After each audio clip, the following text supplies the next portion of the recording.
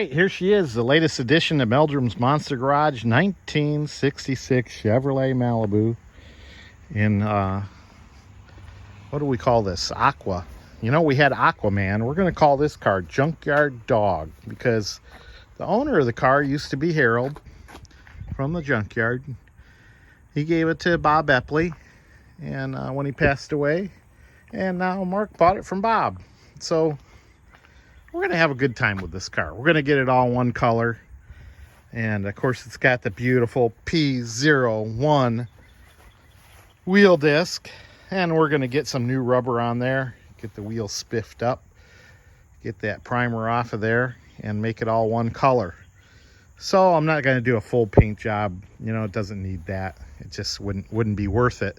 But spotting in some paint shouldn't be too much of a trouble. I had a pretty good luck spotting paint in on Aquaman. So yeah, it's going to be a cool little car to work on. You'll see it on many adventures of Meldrum's Monster Garage as we come up into the fall season. And we'll finish summer out. We're going to put some new carpeting in. I got new carpet on order. We got to get a seat repaired there. But yeah, it should be pretty good. All right, here we go. Hey, Mark Meldrum, Meldrum's Monster Garage, and you're looking at a nice 283 two-barrel motor out of a 1966 Chevelle. Well, it's still in the Chevelle. And this is a new purchase by Meldrum's Monster Garage. We'll be working on this on and off throughout the fall season here. We're going to call this car the Junkyard Dog because that's where it came from. It came from Harold DeCool's junkyard in Medina, and then Bob Epley owned it, and Bob sold it to me. Now, Bob's done a lot of great work on this, and I mean, he put a power brake booster on there. You can see we got disc brakes on the front now, new lines, and it's just fantastic, all the work he has done to it so far. But it's got one slight problem I've noticed that he told me about, and when you floor the car, after your foot's to the floor a little while, it's like you run out of fuel. So another issue with it, if it sets several days, it seems to not start at all. You got to give it a shoot of juice or something. So I suspect that something has gone awry on the fuel pump. And what we're going to do is we're going to try to replace the fuel pump on this car right off the bat and see if that helps. So the fuel pump is right down here. It's right on the side of the motor. It's got two bolts that attach it to the engine block, a gasket, and then a little rod that comes off the camshaft load.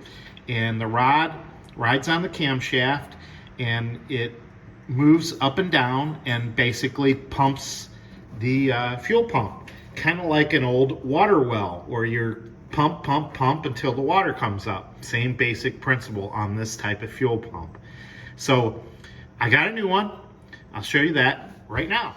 All right, so here's the new fuel pump, and here's the lever I was talking about, okay? And nice little diagram, came with instructions.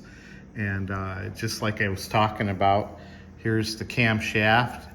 It's rotating around, just like a camshaft lobe, so it's pushing in and out, and it's pushing on that rod, which causes the pump to pump. So let's see if we can get this on. I'm not sure this will work out. The fittings are in a different location, but maybe we'll be able to work something out and make this work.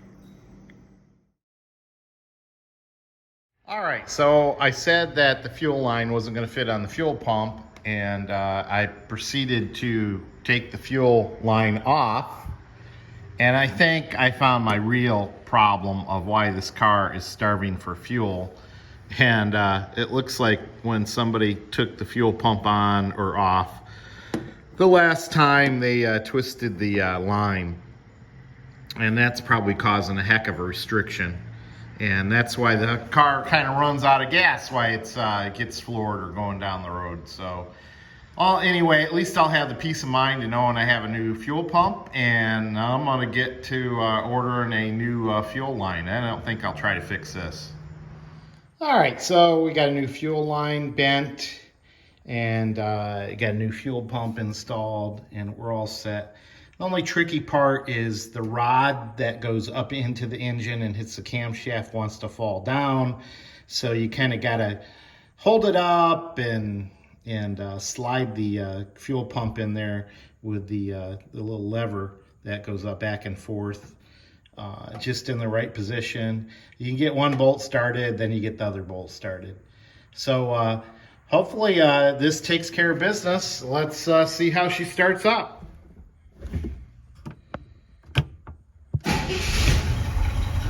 Hey, how about that?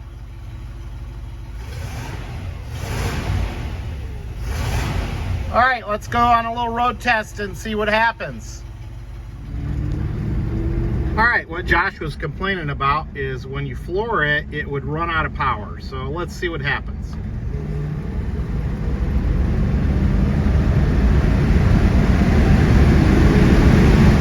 Here you go. Plenty of power. It's not bogging down or anything. Yes, it's running rather nicely. Okay, another job done at Meldrum's Monster Garage. Like, subscribe. See ya.